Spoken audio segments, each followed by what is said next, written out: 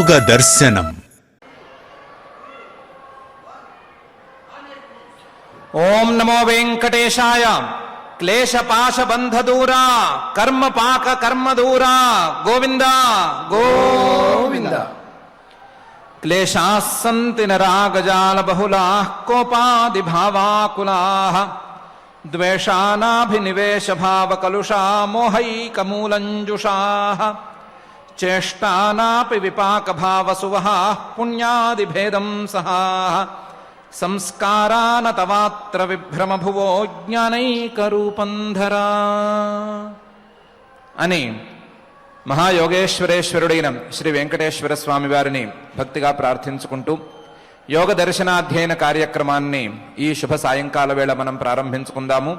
ప్రారంభంలో ఆచార్యుల వారితో కలిసి ప్రార్థనా శ్లోకాలను చదువుకుని ఈ కార్యక్రమానికి శుభారంభం చేసుకుందాము. ఓం నమో నారాయణాయ. श्री गुरु प्रार्थना. गुरुर्ब्रह्मा गुरुर्विष्णु गुरुर्देवो महेश्वरः, गुरुः साक्षात् परं ब्रह्म, तस्मै श्री गुरवे नमः. श्रीनिवास प्रार्थना. वेंकटेश श्रीनिवासः लक्ष्मीपतिरनामयः, अमृतांशो जगद्वन्द्यः, गोविन्दः शाश्वतः प्रभुः. पतञ्जलि प्रार्थना.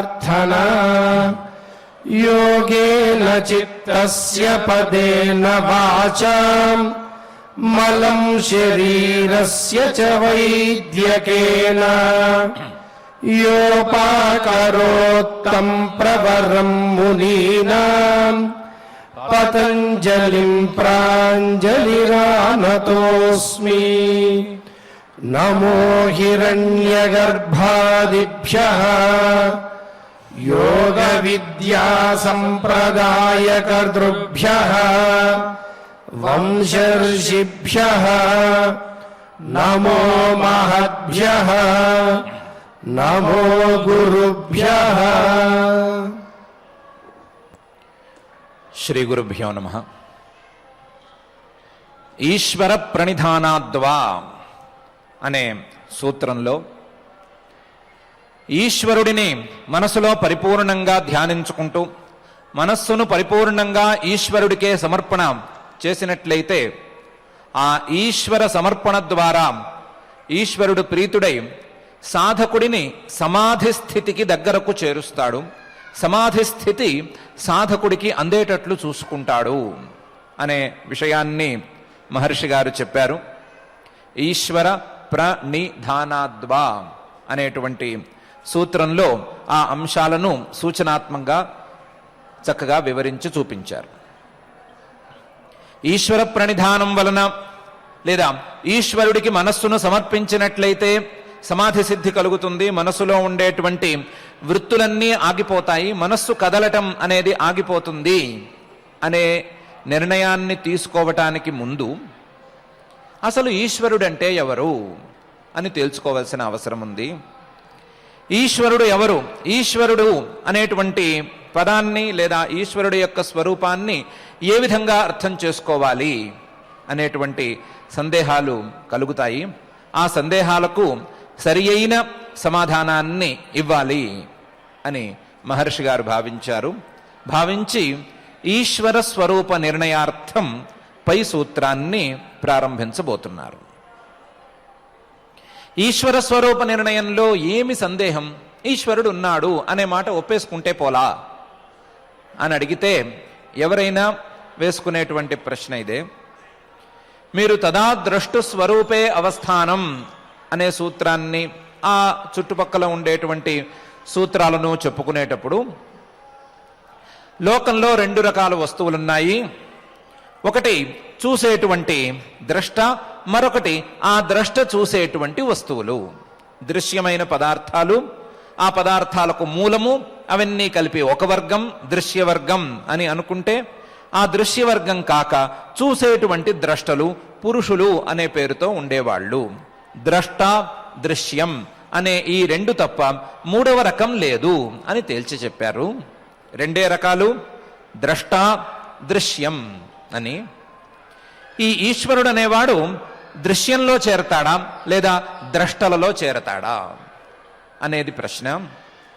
ఈశ్వరుడే గనక దృశ్య పదార్థాలలో ఒకడైతే, దృశ్య పదార్థాలన్నీ త్రిగుణాత్మకమైనటువంటి మూల ప్రకృతి యొక్క వికారాలు కాబట్టి, సత్వము రజస్సు తమస్సు అనే 3 గుణాలను కలిగినటువంటి ప్రకృతి యొక్క పరిణామాలు, ప్రకృతి యొక్క మార్పులే కాబట్టి ఈశ్వరుడు కూడా ప్రకృతి యొక్క ఒకానొక మార్పు అనే అర్థం వస్తుంది.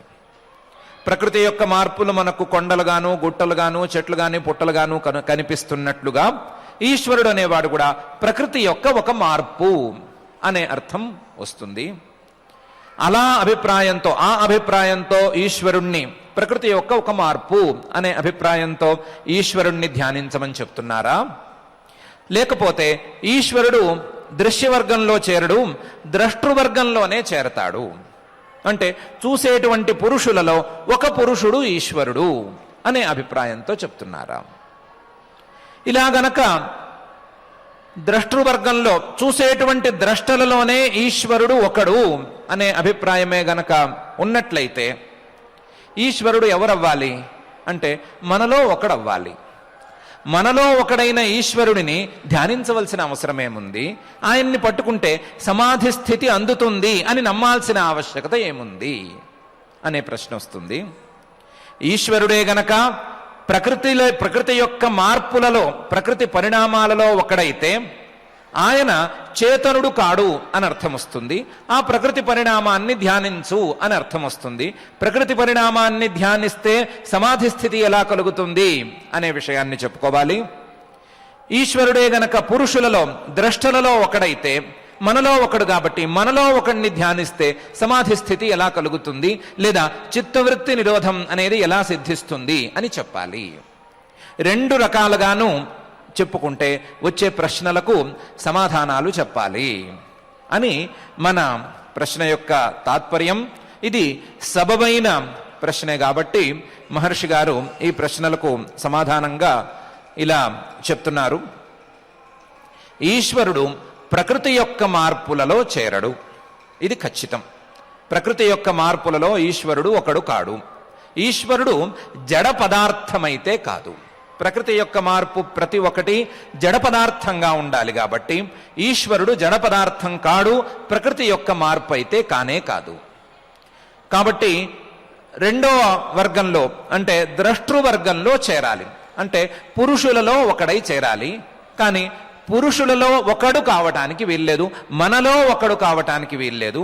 మనకంటే భిన్నమైనటువంటి స్వరూపం కలవాడు, మనకంటే తేడా ఉన్నటువంటి రూపం కలిగిన వాడు, మనకంటే విభిన్నమైనటువంటి లక్షణాలను కలిగి ఉన్నవాడు ఈశ్వరుడు అని ఈశ్వరుడిని అర్థం చేసుకోవాలి.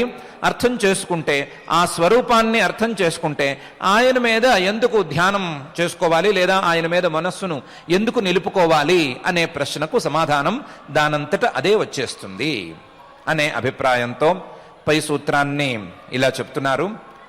క్లేశ కర్మ విపాక ఆశయై అపరామృష్ట పురుష విశేష ఈశ్వర అని.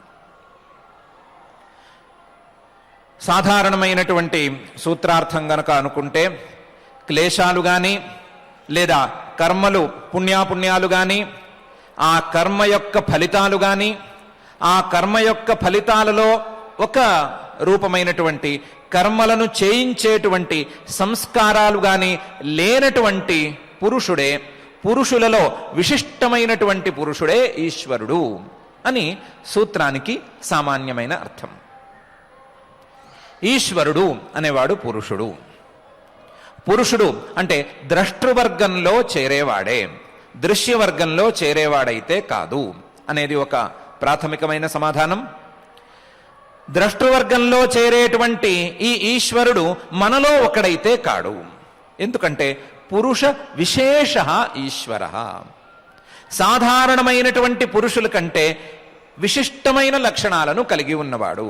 సాధారణమైన పురుషులకు ఉండేటువంటి లక్షణాలు లేనివాడు ఈ ఈశ్వరుడు. కాబట్టి పురుష విశేష ఈశ్వర, పురుష ఈశ్వర కాదు.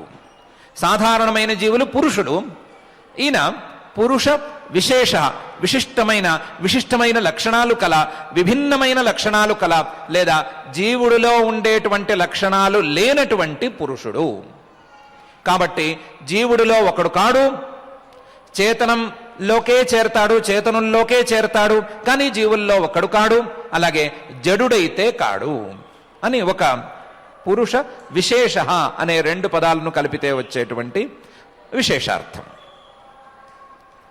ఏ రకంగా పురుషుడు లేదా ఈశ్వరుడు ఈ సాధారణ జీవులలో కలవటం లేదు అనే ప్రశ్నకు మహర్షి గారు ఇస్తున్నటువంటి సమాధానం, సాధారణమైనటువంటి పురుషులకు ఉండేటువంటి క్లేశాలు ఈ ఈశ్వరుడికి లేవు.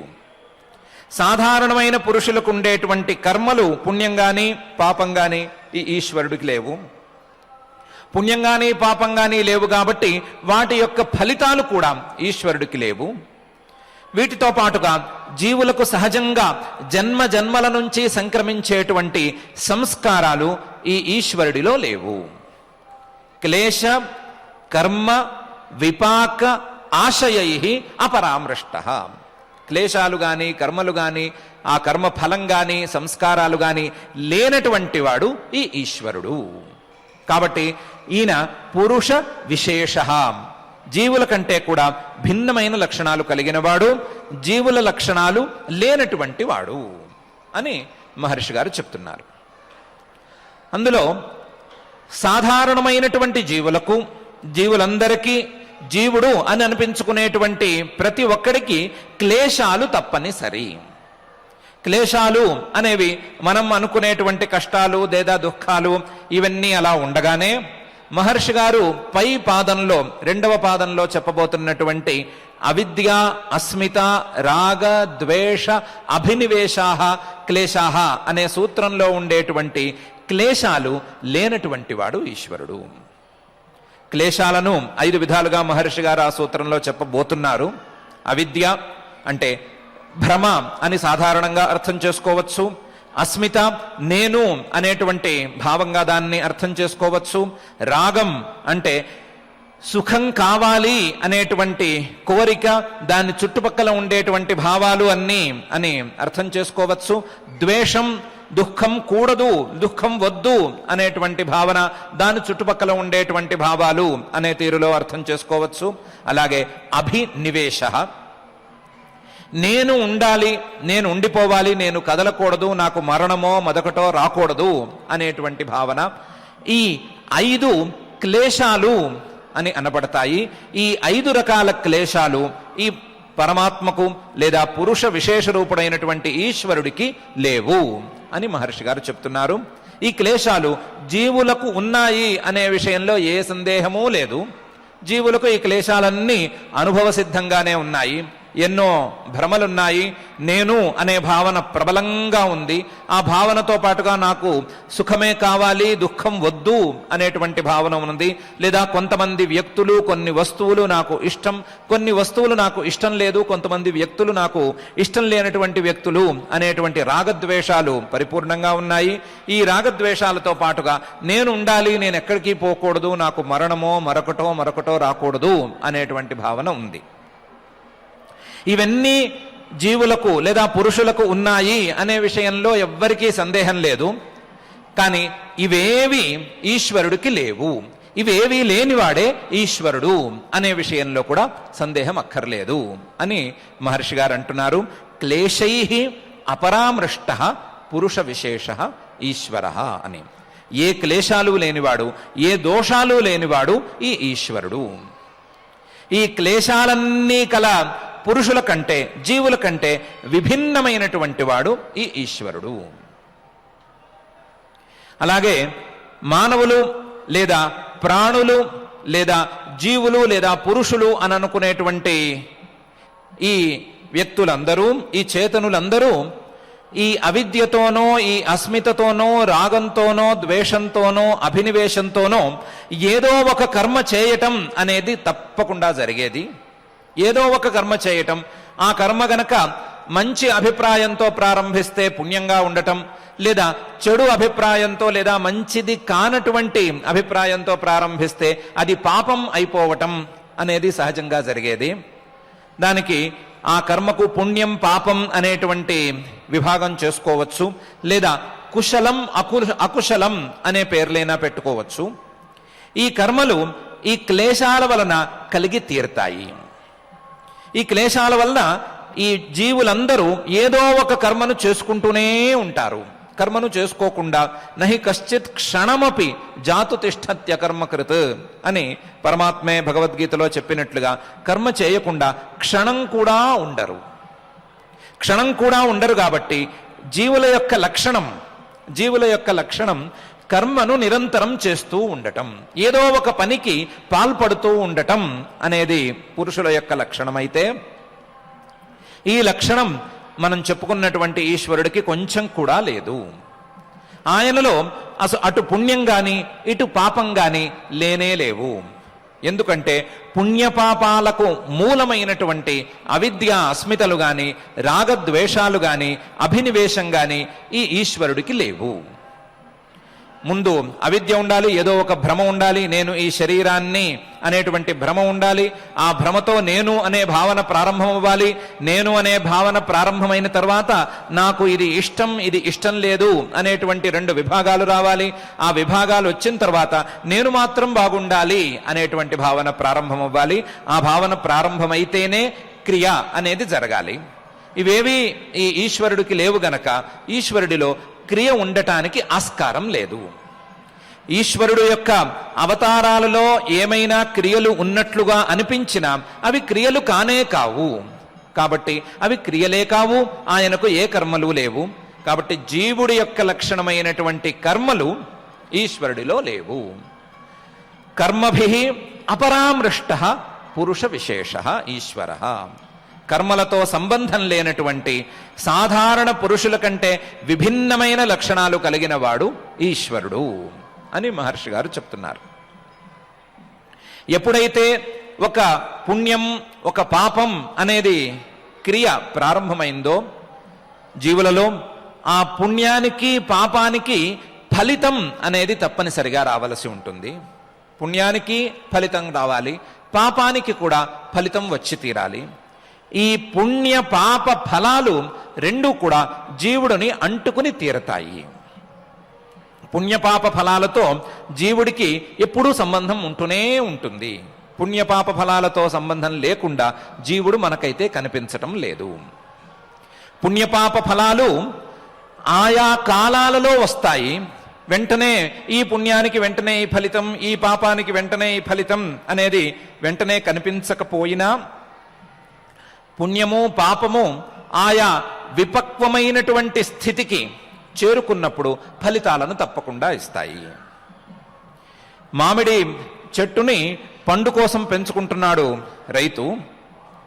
పండు కోసమే పెంచుకుంటున్నాడు, కానీ పండే మొదలు రావటం లేదు. మొదలు పూత తర్వాత పిందె, పిందె తర్వాత కాయి తర్వాత కాస్త మగ్గిన తర్వాత ఆ విపాక స్థితి ఏర్పడిన తరువాత పూర్తిగా ఒక సమయం అనేది ఆసన్నమైన తర్వాత పండు అనేది తయారవుతోంది. ఆ పండు అనేది తయారయ్యేంత వరకు ప్రక్రియ జరుగుతూనే ఉంటుంది. పండు కోసం చేసేటువంటి ప్రయత్నం వ్యర్థం కావటం లేదు.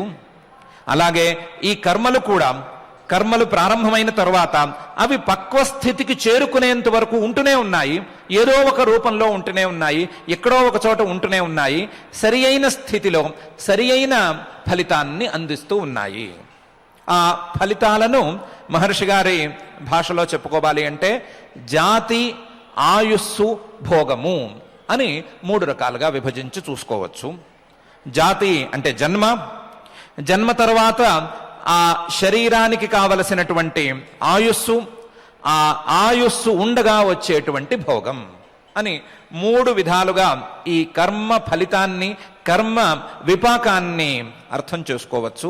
ఆ కర్మ విపాకం కర్మను చేసుకున్నటువంటి పురుషులకు, కర్మను చేసుకున్నటువంటి జీవులకు తప్పనిసరిగా అంది తీరుతుంది. కానీ కర్మలతో సంబంధం లేని, కర్మలకు మూలమైనటువంటి క్లేశములే లేనటువంటి ఈశ్వరుడికి క్లేశాలు లేనందువలన, కర్మలే లేనందువలన ఈశ్వరుడికి ఈ విపాకాలు అంటనే అంటవు. జాతి గాని, జన్మ గాని, అలాగే ఆయుస్సు గాని, దాని వలన వచ్చేటువంటి భోగం గాని ఈశ్వరుడికి అంటనే అంటవు. ఈశ్వరుడి యొక్క అవతారాలను మనం జన్మలు అని అనటం లేదు. అవతారాలు ఆయన ఇక్కడకు దిగాడు అనేటువంటి మాటతోనే వ్యవహరిస్తున్నాము. ఆయన జన్మలు అనే అభిప్రాయం మనకు లేదు, శాస్త్రానికి లేదు, మహర్షి గారికి లేదు. అందువలన ఆయనకి జన్మ లేదు, ఆయుస్సు లేదు, అలాగే భోగమైతే లేనే లేదు. కాబట్టి విపాకై అపరామృష్ట పురుష విశేష ఈశ్వర అనేది కుదురుతుంది. విపాకై కర్మ ఫలితాలతో సంబంధం లేనటువంటి వాడు ఈ ఈశ్వరుడు. కర్మ ఫలితాలతో సంబంధం ఉన్నవారు జీవులు, కర్మ ఫలితాలతో సంబంధం లేనివాడు ఈశ్వరుడు అని.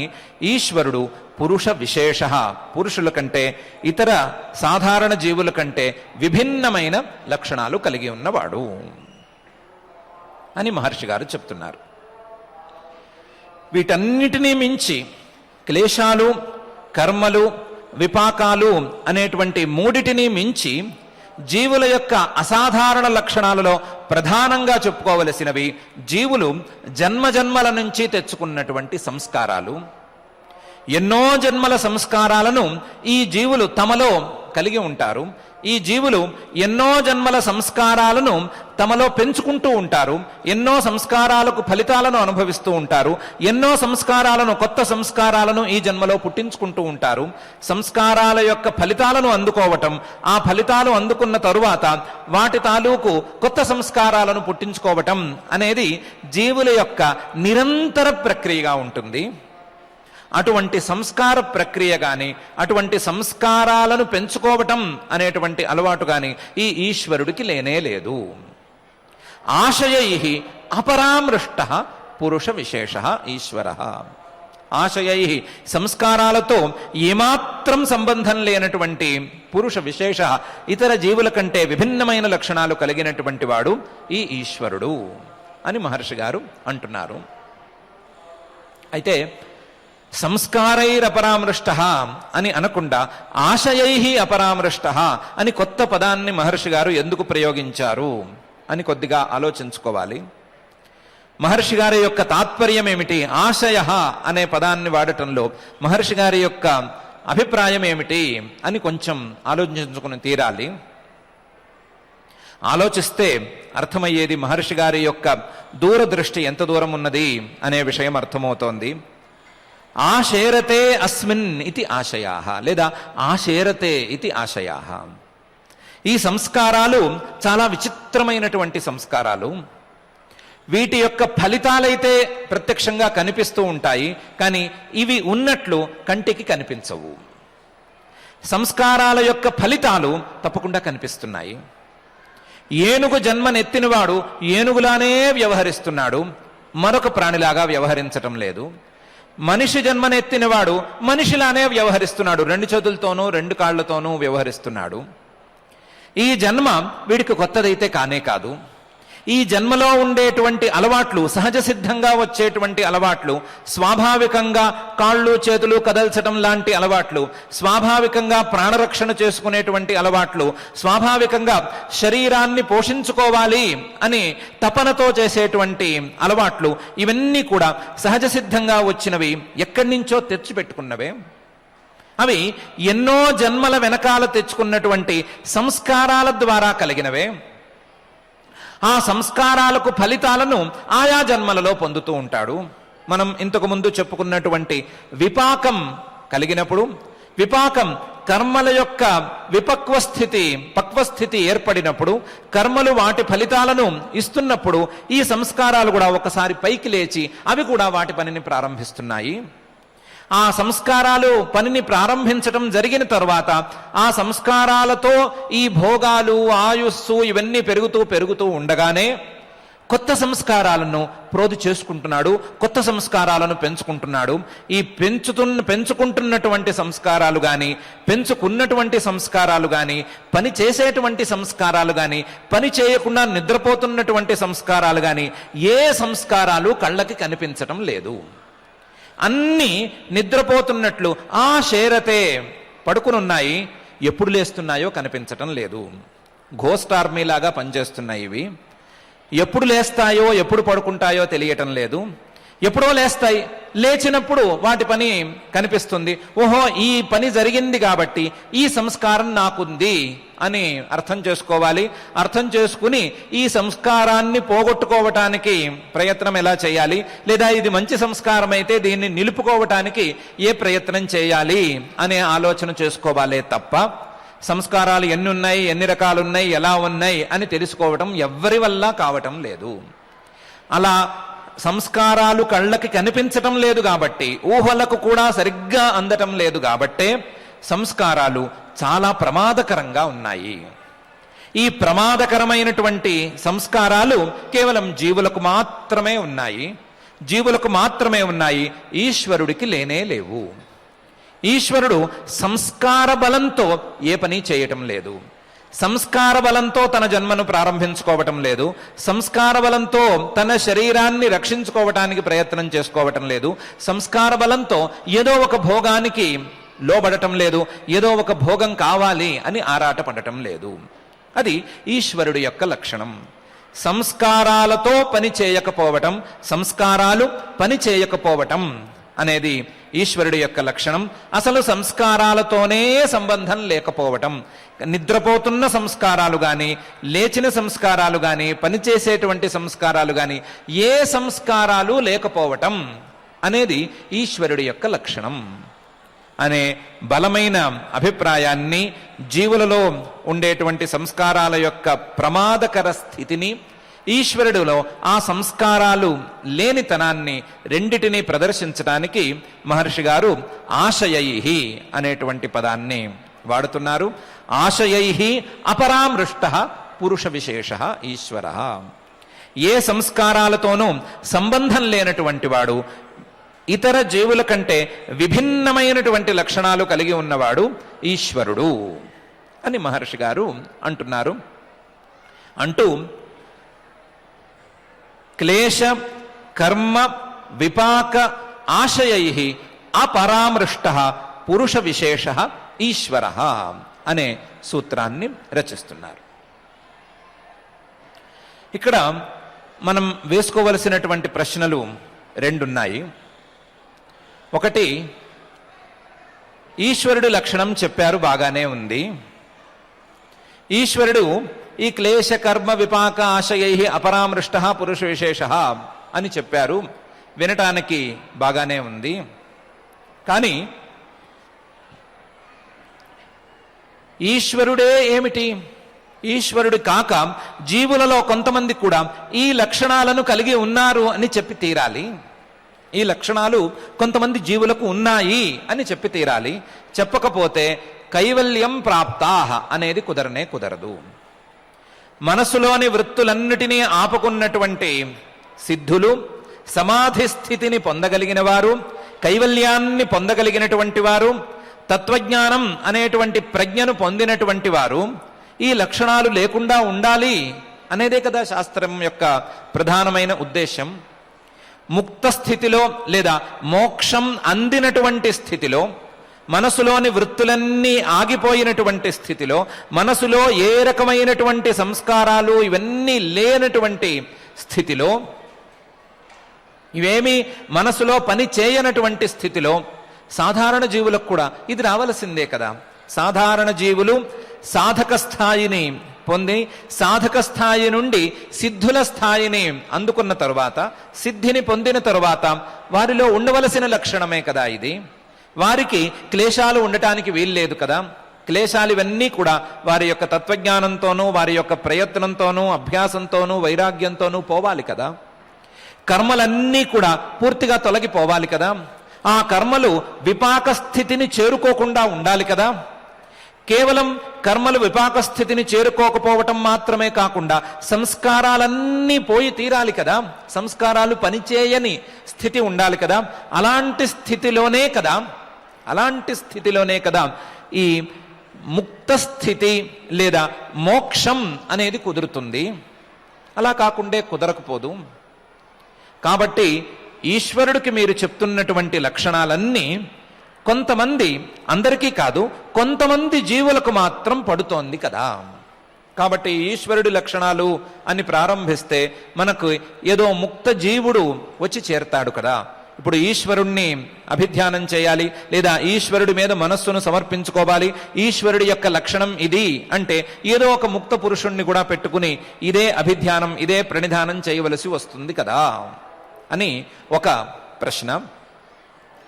ఆ ప్రశ్నకు కూడా సమాధానాన్ని మహర్షి గారు ఈ సూత్రంలో సూచనాత్మకంగా చెప్పేశారు. పురుష విశేష ఈశ్వర. సాధారణమైన జీవుల కంటే విశిష్టమైన లక్షణాలను కలిగి ఉన్నవాడు ఈశ్వరుడు అని మాత్రమే నేను చెప్పటం లేదు. అసాధారణమైన లక్షణాలు, అసాధారణమైన ముక్త స్థితిని పొందినటువంటి పురుషుల కంటే కూడా ఈయన విశిష్టమైన లక్షణాలను కలిగి ఉన్నవాడు. ముక్తులైనటువంటి పురుషులు ఏదో ఒక సందర్భంలో ఈ క్లేశాలను కలిగి ఉన్నవారు. ఈ ముక్త స్థితికి ముందు తమ యొక్క చిత్తవృత్తులను, తమ యొక్క మనస్సులోని క్రియలను ఆపుకోక ముందు, మోక్షాన్ని పొందక ముందు వారు ఈ క్లేశాలను కలిగి ఉన్నారు. వారు కూడా మనలాగే సాధారణ జీవుల్లాగే క్లేశాలను అనుభవిస్తూ వచ్చారు. ఆ క్లేశాలను తప్పించుకోవటం కోసం ప్రయత్నం ప్రారంభించి కొంత దూరం వెళ్ళి తమలో ఉండేటువంటి కర్మలను వారు పోగొట్టుకున్నారు. కర్మలను పోగొట్టుకోవటం కాకుండా ఆ కర్మల యొక్క ఫలితాలు మళ్ళీ తమను చేరకుండా చూసుకున్నారు. అలాగే తమలో ఉండేటువంటి మంచి చెడు రెండు రకాల సంస్కారాలను పూర్తిగా జ్ఞానాభ్యాసంతో, అలాగే సమాధ్యభ్యాసంతో పూర్తిగా దహించి వేసుకున్నారు.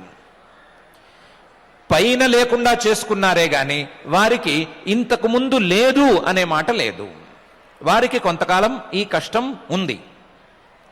కొంతకాలం వారు కూడా క్లేశాలతో బాధపడ్డారు.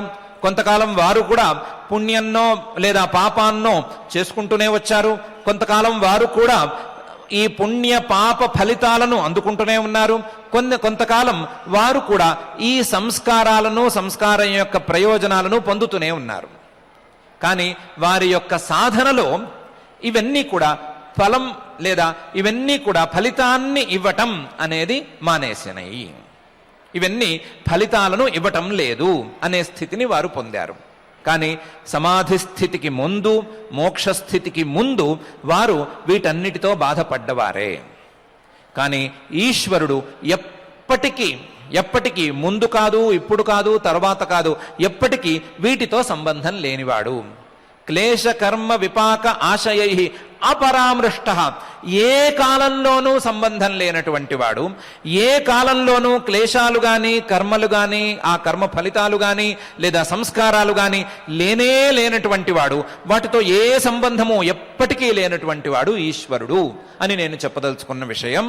కాబట్టి ఈ ముక్త పురుషులు కూడా ఇంకో కోటిలో చేరతారు, లేదా ఇంకో వర్గంలో చేరతారే గాని ఈశ్వరుడు అనేటువంటి వర్గంలో చేరరు. ముక్త పురుషులు ఈశ్వరుణ్ణి మనసులో ధ్యానం చేసుకోవటం ద్వారా ఈ స్థితిని పొందారే గాని వారు ఈశ్వరులైతే కారు. ఈశ్వరుడు యొక్క లక్షణాలు వారికి లేవు అని మహర్షి గారు అంటున్నారు. అంటూ అపరామృష్ట క్లేశ కర్మ విపాక ఆశయై అపరామృష్ట, ఎప్పటికీ సంబంధం లేనటువంటి వాడు. అందువలనే పురుష విశేష, పురుషులందరికంటే కూడా విశేష, చాలా విశిష్టమైనటువంటి వాడు, విభిన్నమైన లక్షణాలు కలిగినటువంటి వాడు ఈశ్వరుడు. సాధారణ పురుషులు ఎప్పుడూ ఈ దోషాలను కలిగి ఉన్నారు. ముక్తులైన పురుషులు ఇంతకు ముందు దోషాలను కలిగి ఉండి కూడా ఇప్పుడు లేకుండా ఉన్నారు. ఇద్దరూ కూడా ఈ దోషాలతో ఎప్పుడో ఒకప్పుడు సంపర్కం కలిగి ఉన్నటువంటి వారే. అటువంటి సంపర్కమే లేనటువంటి వాడు, ఎప్పటికీ ఈ దోషాలతో సంబంధం లేనివాడు ఈశ్వరుడు అని మహర్షి గారు మొదటి ప్రశ్నకు చెప్తున్నటువంటి సమాధానం. రెండవ ప్రశ్న అదేమండి, పురుషుడు అంటేనే ఏ సంబంధము లేనివాడు, చేతనుడు, శుద్ధమైనటువంటి వాడు, వెలుగులాంటి వాడు అని అనుకున్నాం కదా. పురుషుడికి ఈ క్లేశాలు ఎక్కడి నుంచి వచ్చినాయి, ఈ కర్మలు ఎక్కడి నుంచి వచ్చినాయి, ఈ కర్మ ఫలితాలు ఎలా వచ్చినాయి, సంస్కారాలు ఎక్కడున్నాయి, ఈ సంస్కారాలన్నీ జీవుడికి ఉన్నాయి అని, ఈ సంస్కారాలు కానీ ఇవి కానీ ఈశ్వరుడికి లేవు అని కానీ ఎలా చెప్తున్నారు? సంస్కారాలు ఇవేమీ జీవుడికి లేవు. జీవుడు శుద్ధ స్వరూపుడు అని కదా అసలు సిద్ధాంతం. ఆ సిద్ధాంతాన్ని మార్చి మమ్మల్ని ఏమార్చి ఇలా ఎందుకు చెప్తున్నారు అని రెండవ ప్రశ్న. ఆ ప్రశ్నకు మహర్షి గారు సూటిగా సమాధానం చెప్పటం లేదు, ఆలోచించుకోమని మనకే వదిలేశారు. ఆయన చెప్తున్నది, ఇవి నీకు ఉన్నట్లుగా తెలుస్తున్నాయా లేవా, క్లేశాలు ఉన్నాయా లేవా, అవిద్య, అస్మిత, రాగద్వేష అభినివేశాలు అనేవి మనసులోకి తొంగి చూసుకుంటే ఉన్నాయా లేవా? ఉన్నాయి. కర్మలను చేస్తున్నట్లుగా భావిస్తున్నారా లేదా? భావిస్తున్నాము. ఆ కర్మ ఫలితాలను అందుకుంటున్నారా లేదా? అందుకుంటున్నాము. సంస్కారాలు పనిచేస్తున్నాయా లేవా? వాటికి తగ్గట్టుగా సంస్కారాలు ఉన్నాయా లేవా? ఉన్నాయి. ఎక్కడి నుంచి వచ్చినాయి అంటే ఇవన్నీ మనసులో ఉన్నాయి అని సమాధానం జాగ్రత్తగా ఆలోచించుకొని చెప్పుకోవాలి.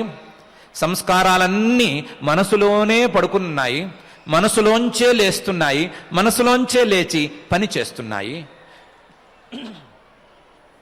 ఆ సంస్కారాలు పనిచేయగా సంస్కారాల యొక్క ప్రభావం ఎక్కువ కాగా ఈ భ్రమ అంటే అవిద్య అనేది పనిచేస్తోంది. ఆ అవిద్య పని చేయగా నేను అనేటువంటి భావన పుట్టుకొస్తోంది. నేను అనే భావన పుట్టుకు రాగా రాగద్వేషాలు కలుగుతున్నాయి. రాగద్వేషాలు పెరగగా నేను మాత్రం బాగుండాలి, పక్కవాళ్ళు ఎటుపైనా పర్వాలేదు అనేటువంటి భావం బలంగా ఏర్పడుతోంది. ఇవన్నీ ఏర్పడగా కర్మలు ఏర్పడుతున్నాయి. ఆ కర్మలు కూడా మనసులోంచే ప్రారంభమవుతున్నాయి, శరీరంలోకి సమాప్తమవుతున్నాయి. ఆ కర్మల యొక్క ఫలితాలు కూడా చేసిన వారే కర్మ ఫలితాన్ని అనుభవించాలి అనేటువంటి నియమం ప్రకారం మనస్సులోనే ఉండాలి. మనస్సుకే జన్మ ఉండాలి, మనస్సుకే భోగం ఉండాలి, మనస్సుకే సుఖ దుఃఖాలు ఉండాలి, మనస్సుకే ఆయుష్ ఉండాలి. ఇలా సంస్కారం దగ్గర నుంచి తీసుకుని ఈ కర్మ ఫలితాల వరకు అన్నీ మనస్సులోనే ఉండాలి. జీవుడికి ఏ సంబంధము ఉండకూడదు. కానీ జీవుడు నాకున్నాయి అని ఎలా అనుకుంటున్నాడు అంటే మనస్సుతో తనను తాను కలిపేసుకోవటం వలన అనుకుంటున్నాడు. మనస్సుతో కలగలిపిన రూపమే తనది అనే భావనతో ఉండి అనుకుంటున్నాడు. కాబట్టి ఆ భావనను దృష్టిలో ఉంచుకుని జీవుడి యొక్క ప్రాథమికమైన లక్షణమైన మనస్సుతో కలగలిసి ఉండటం అనే లక్షణంతో కలుపుకునే ఈ మాట చెప్తున్నాము. జీవుడు మనస్సుతో తనను తాను కలిపేసుకున్నాడు, మనసుతో కలగలిపిన రూపాన్నే తనదిగా భావిస్తున్నాడు. నేను అనే పదాన్ని అక్కడి నుంచే పుట్టుకు తెస్తున్నాడు, లేదా నేను అనే వ్యవహారాన్ని అక్కడి నుంచే ప్రారంభిస్తున్నాడు. మనసు నుంచే ప్రారంభించి మిగతా వ్యవహారాన్నంతా నడిపిస్తున్నాడు. ఇలా నడిపిస్తున్నటువంటి జీవుడు మనసులో ఉండేవన్నీ నావి అని భావిస్తున్నాడు అని చెప్పటానికే ఈ సూత్రం. మనసులో ఉండేవన్నీ నావి కావు అని తెలుసుకోలేకపోతున్నాడు జీవుడు అని చెప్పడానికే ఈ సూత్రం. ఆ మనస్సుతో గాని ఆ మనసులో ఉండేటువంటి ఈ క్లేశ కర్మ విపాక ఆశయాలతో గాని సంబంధం లేనటువంటి వాడే ఈశ్వరుడు అని చెప్పడానికే ఈ సూత్రం అని మహర్షి గారు మనల్నే ఆలోచించుకోమని చెప్తున్నారు. ఆలోచించుకొని నిర్ణయించుకోమని చెప్తున్నారు. జీవుడు తనది కానటువంటి సంసారం మొత్తాన్ని తన నెత్తిన వేసుకున్నాడు. ఈశ్వరుడు ఆ సంసారంతో ఎప్పటికీ సంబంధం లేకుండా ఉంటున్నాడు. జీవుడు గనక తనది కానటువంటి సంసారాన్ని, మనస్సు ద్వారా వచ్చినటువంటి ఈ సంసారాన్ని మనస్సు నెత్తినే పడేస్తే, ఆ మనస్సుని కదిలించకుండా గనక ఆపేసుకోగలిగితే, ఆ కదిలించకుండా ఆపేసుకోవటానికి ఈశ్వరుడికి మనస్సును సమర్పించటం అనేటువంటి ఉపాయాన్ని గనక ఆచరిస్తే ఇందులోంచి బయటపడతాడు. లేకపోతే అందులోనే ఉంటాడు, ఇవన్నీ ఇబ్బందులన్నీ పడుతూనే ఉంటాడు. ఈశ్వరుడు మాత్రం ఏ సందర్భంలోనూ తనది కాని సంసారాన్ని తాను నెత్తిన వేసుకోవటం లేదు అని చెప్పటానికే మహర్షి గారు ఈ సూత్రాన్ని ఇలా రచించారు.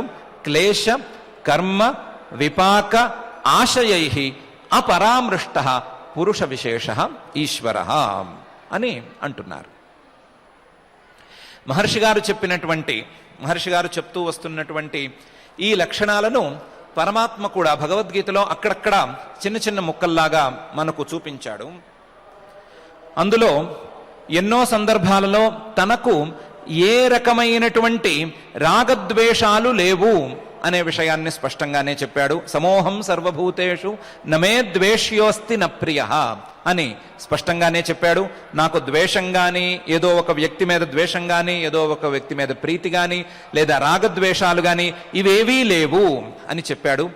ఈశ్వరుడైనటువంటి తనకు రాగద్వేషాలు కానీ, ఆ రాగద్వేషాలకు ముందుండేటువంటి అవిద్యా అస్మితలు కానీ, ఆ రాగద్వేషాల ద్వారా వచ్చేటువంటి అభినివేశం కానీ లేనే లేవు అనే విషయాన్ని ఆయన ప్రత్యక్షంగానే చెప్పాడు. అలాగే కర్మలతో ఏ రకమైనటువంటి సంబంధము లేదు అనే విషయాన్ని ఎన్నో సందర్భాలలో చెప్పాడు. తస్య కర్తారమపి మాం విద్యకర్తారం అవ్యయం అనేటువంటి నియమంలో చెప్పాడు. నేను ఎన్నో రకాల పనులు చేశాను, ఈ సృష్టిని చేశాను, సృష్టిలో విభాగాలు చేశాను, ఎన్నో విశేషాలు చేశాను అని మీరు అనుకుంటున్నారు. కానీ నేను చేశాను అని నేను అనుకోవటం లేదు. ఆ కర్తృత్వ భావన నన్ను చేరటం లేదు కాబట్టి నేను కర్తను కాను. తస్య కర్తారమపి మాం విద్ధి అకర్తారం అవ్యయం. నేను కర్తను కాను కాబట్టి నమాం కర్మాణి లింపంతి. నాకు ఏ కర్మలతోనూ సంబంధం లేదు. నమే కర్మఫలే స్పృహ. ఎందుకంటే నాకు కర్మఫలంతో ఏ రకమైనటువంటి ఉపయోగమూ లేదు, కర్మఫలం మీద ఏ రకమైన ఆసక్తి కానీ, కోరిక కానీ ఏవీ నాకు లేవు అనే విషయాన్ని చెప్పుకుంటూనే వచ్చాడు. కాబట్టి కర్మలు కానీ, కర్మలను చేసుకోవలసినటువంటి రాగద్వేషాలు కానీ, లేదా కర్మ ఫలితం మీద ఆసక్తి కానీ ఇవేవి నాకు లేవు అనే విషయాన్ని ఈశ్వరుడైనటువంటి పరమాత్మ తను స్వయంగానే చెప్పినట్లయింది. అట్లాగే కర్మ ఫలితాలు తనకు అంటవు అనే విషయాన్ని కూడా ఆయన చాలా సందర్భాల్లో చెప్పుకుంటూ వచ్చాడు. అనాదిత్వాన్ నిర్గుణత్వాత్ పరమాత్మాయమవ్యయ శరీరస్థోపి కౌంతేయ న కరోతి న లిప్యతే అనే మాట చెప్పాడు. అనాదిత్వాన్ నిర్గుణత్వాత్, ఆ పరమేశ్వరుడికి, ఆ ఈశ్వరుడికి ఆది లేదు.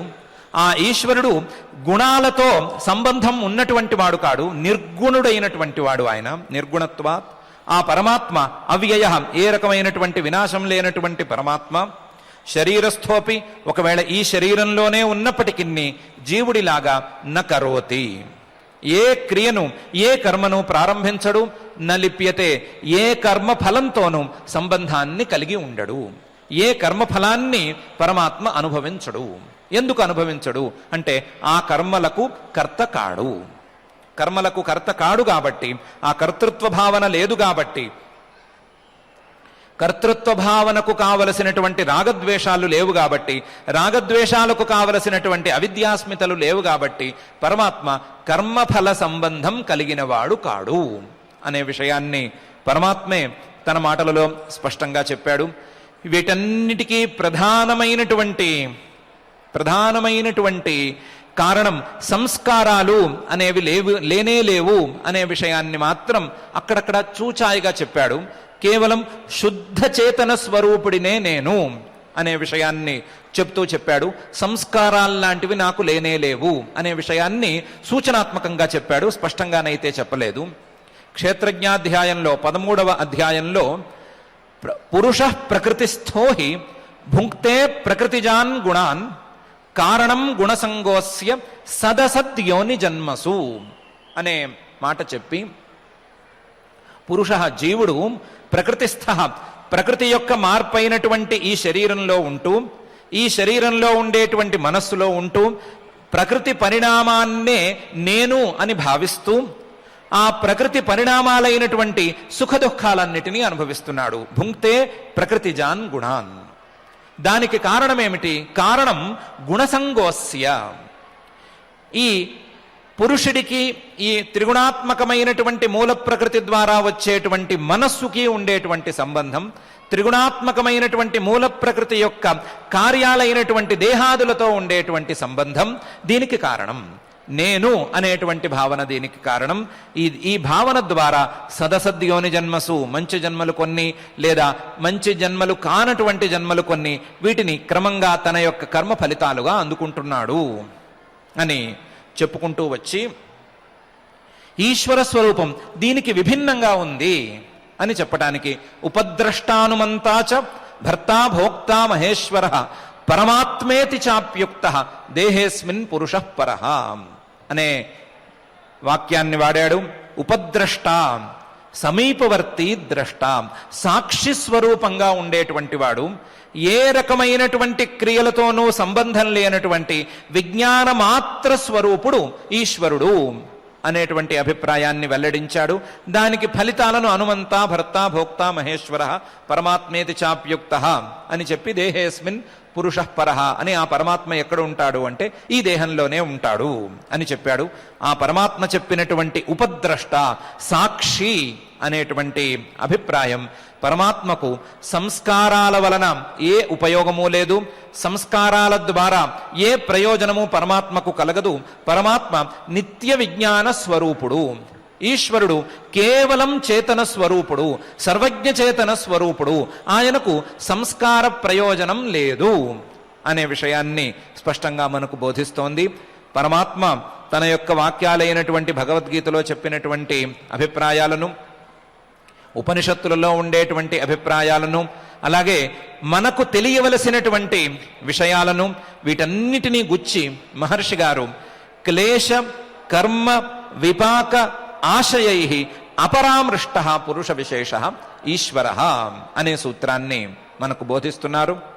బోధించటం ద్వారా ఈశ్వరుడి యొక్క లక్షణాన్ని చెప్తాను అని ప్రారంభించి కూడా ఈశ్వరుడి యొక్క లక్షణంతో పాటుగా జీవుల లక్షణాలను, జీవుల యొక్క కష్టాలను, ఆ కష్టాలకు కారణాలను ఒకసారి గుర్తు చేస్తున్నారు.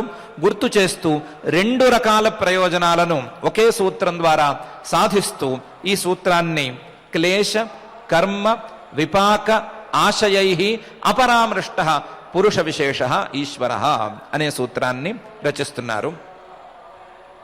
ఇలా రచించడం ద్వారా సాధారణ జీవులకు కానీ లేదా ముక్తులైనటువంటి జీవులకు కానీ లేని లక్షణాలను కలిగి ఉండే ఈ ఈశ్వరుడిని ముక్తులైనటువంటి జీవుల కంటే కూడా పై స్థాయిలో ఉండేటువంటి ఈశ్వరుడిని, సాధారణ జీవుల కంటే కూడా పై స్థాయిలలో ఉండేటువంటి ఈ ఈశ్వరుడిని గనక ధ్యానించగలిగితే, ఈ ఈశ్వరుడికి మనస్సును సమర్పించుకోగలిగితే సాధకులు సమాధి స్థితికి దగ్గరగా చేరేందుకు అవకాశం ఉంది అనేటువంటి సంభావనను, అలాంటి ఊహను మనలో కలిగిస్తున్నారు.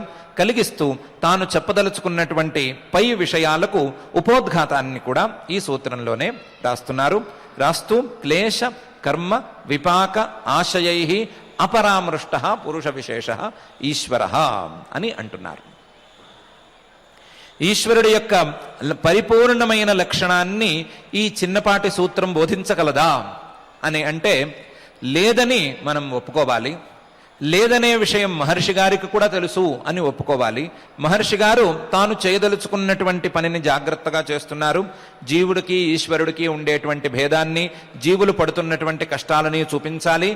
జీవులు ఎందుకు ఈశ్వరుణ్ణి ప్రణిధానం చేయాలి అనే అంశాన్ని ఒక ప్రాథమిక స్థాయిలో అవగాహనకు తేవాలి అనేటువంటి అభిప్రాయంతో ఈ సూత్రాన్ని రచిస్తున్నారు. కనుక ఈశ్వరుడి యొక్క సమగ్రమైన స్వరూపాన్ని బోధించాలి అనే అభిప్రాయం మహర్షి గారికి లేదు గనక ఇది మహర్షి గారి మీద దోషం కాబోదు. ఈశ్వరుడిలో ప్రధానంగా తెలుసుకోవలసినటువంటి లక్షణాలను బోధించేటువంటి ఈ సూత్రాన్ని మహర్షి గారి అభిప్రాయంతో మనం తెలుసుకుంటూ వెళదాం. తెలుసుకుంటూ ఈశ్వరుడి యొక్క లక్షణాలను దృష్టిలో ఉంచుకుంటూ వెళదాం. ఇటువంటి ఈశ్వరుడు యొక్క లక్షణాలను దృష్టిలో ఉంచుకుని అలాంటి లక్షణాలను పొందటానికి మనం కూడా ప్రయత్నాన్ని ప్రారంభించుకోవాలి అనేటువంటి ఒక సూత్రప్రాయ ఆమోదానికి మనం ఒక బీజం వేసుకుందాం. ఆ బీజం వేసుకున్నటువంటి బీజం మొలకెత్తాలి అని, మనలో ఆ ప్రయత్నం అనేటువంటి మొలక రావాలి అని, అది మహావృక్షమై సమాధి స్థితి అనేటువంటి ఫలితాన్ని కూడా ఇవ్వాలి అని మహాయోగేశ్వరేశ్వరుడైనటువంటి శ్రీ వెంకటేశ్వర స్వామి వారిని భక్తిగా ప్రార్థించుకుందాం. ఆ ప్రార్థనతో ఈరోజు పారాయణ కార్యక్రమాన్ని ప్రారంభించుకుందాం. ఓం నమో వెంకటేశాయ. ఇంతవరకు సామాన్య పురుషుడు, పురుష విశేషంగా వెలుగొందేటువంటి ఈశ్వరుని యొక్క లక్షణాలని, విలక్షణమైనటువంటి లక్షణాలు రెండింటినీ కూడా మనందరికీ కూడా చక్కగా బోధించారు ఆచార్యులు. ఈశ్వర ప్రణిధానత్వం అనేటువంటిది జ్ఞాన యోగ దర్శన భాగ్యాన్ని యోగేశ్వరేశ్వరుడైనటువంటి శ్రీనివాస పరబ్రహ్మ ప్రతినిత్యము మనకు అందిస్తూ ఉన్నాడు. దానితో పాటుగా సాక్షాత్తు ఆయనే శ్రీకృష్ణ పరమాత్మగా బోధించినటువంటి భక్తి తత్వాన్ని అనేక తత్వాల యొక్క కలయికలతో కూడినటువంటి జ్ఞాన భాండాగారంగా వెలుగుండేటువంటి గీతను కూడా ఉపదేశించాడు. ఆ భగవద్గీతలోని గుణత్రయ విభాగ అధ్యాయాన్ని మనం నేడు పారాయణ చేసుకుందాం. శ్రీకృష్ణ ప్రార్థన దగ్గర నుంచి మంగళాంతం వరకు భక్తిగా ఆ భావాన్నంతటినీ కూడా చక్కగా తెలుసుకుంటూ పఠించే ప్రయత్నం చేద్దాం.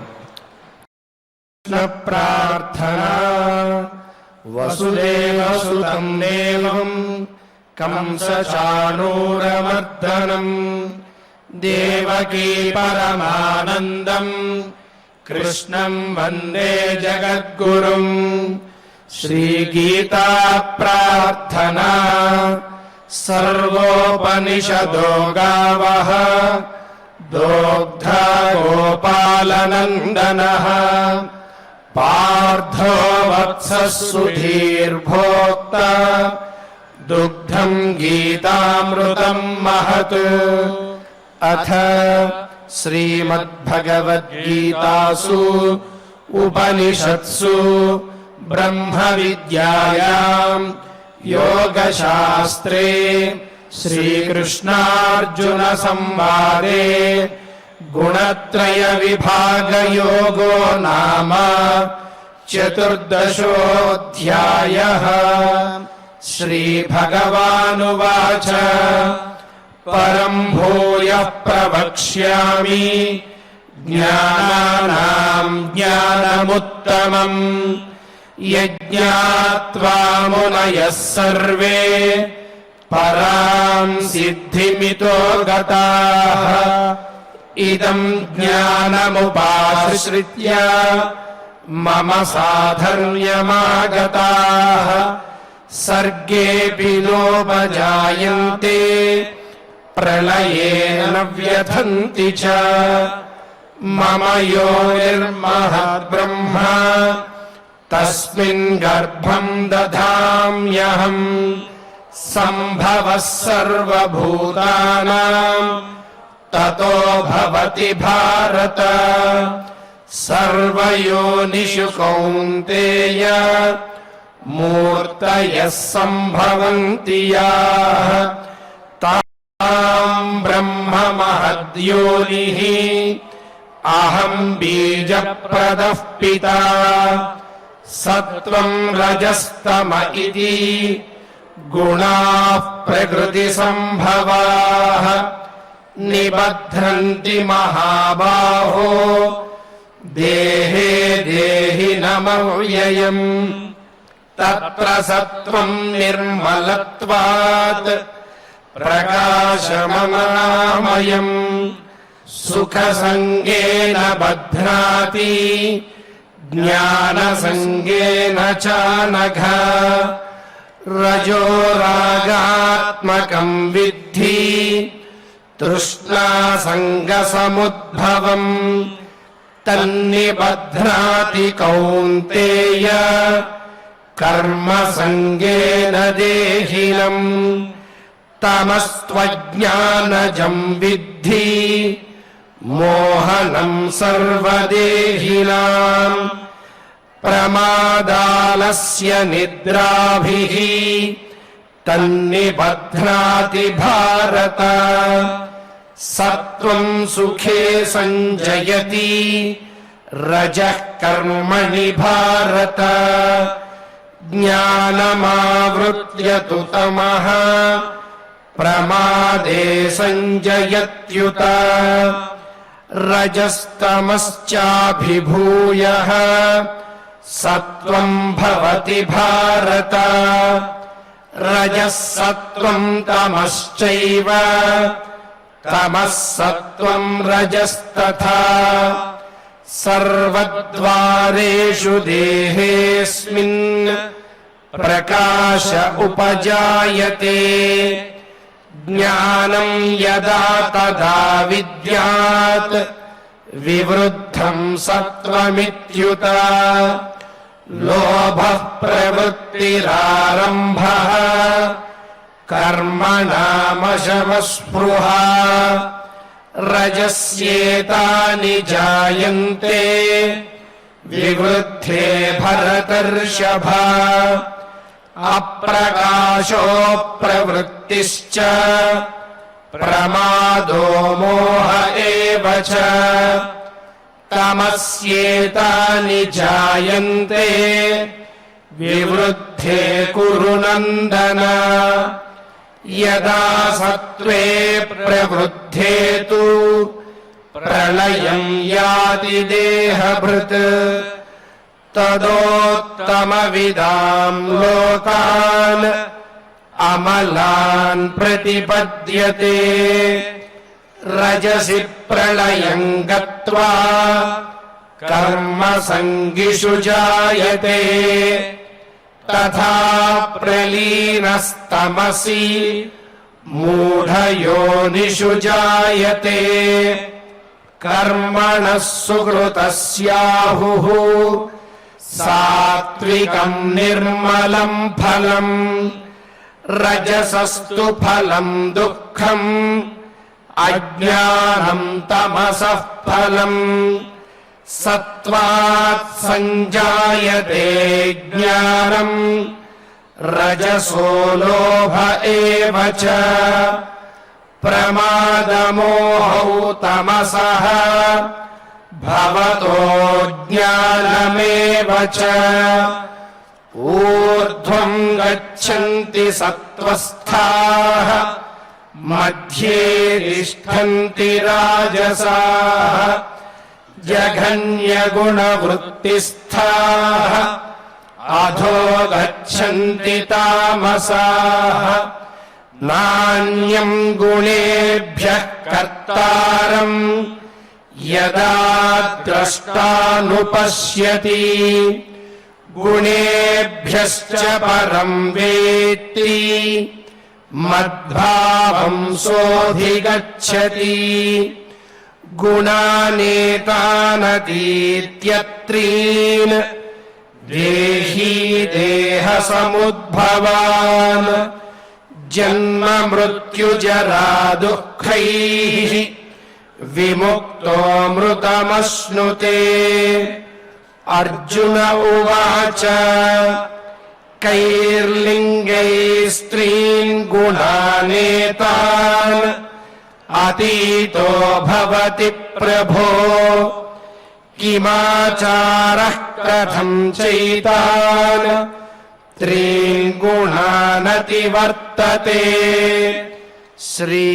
श्रीभगवानुवाच प्रकाशं च प्रवृत्तिं च मोहमेव च पाण्डव न द्वेष्टि सम्प्रवृत्तानि न निवृत्तानि काङ्क्षति उदासीनवदासीनः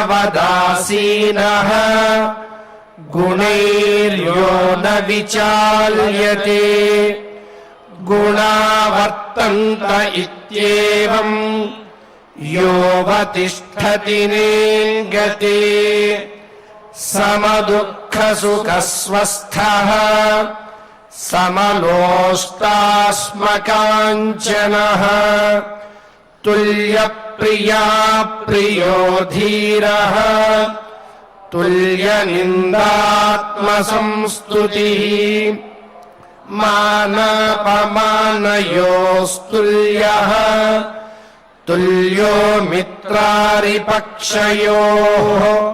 सर्वारम्भपरित्यागी गुणातीतः स उच्यते मां च यो व्यभिचारेण भक्तियोगेन सेवते सगुणान् समतीत्यैतान् ब्रह्म भूयाय कल्पते ब्रह्मणो हि प्रतिष्ठाहम् अमृतस्याव्ययस्य च शाश्वतस्य च धर्मस्य सुखस्यैकान्तिकस्य च इति श्रीमद्भगवद्गीतासु उपनिषत्सु ब्रह्मविद्यायां योगशास्त्रे श्रीकृष्णार्जुनसंवादे गुणत्रयविभागयोगो नाम चतुर्दशोऽध्यायः।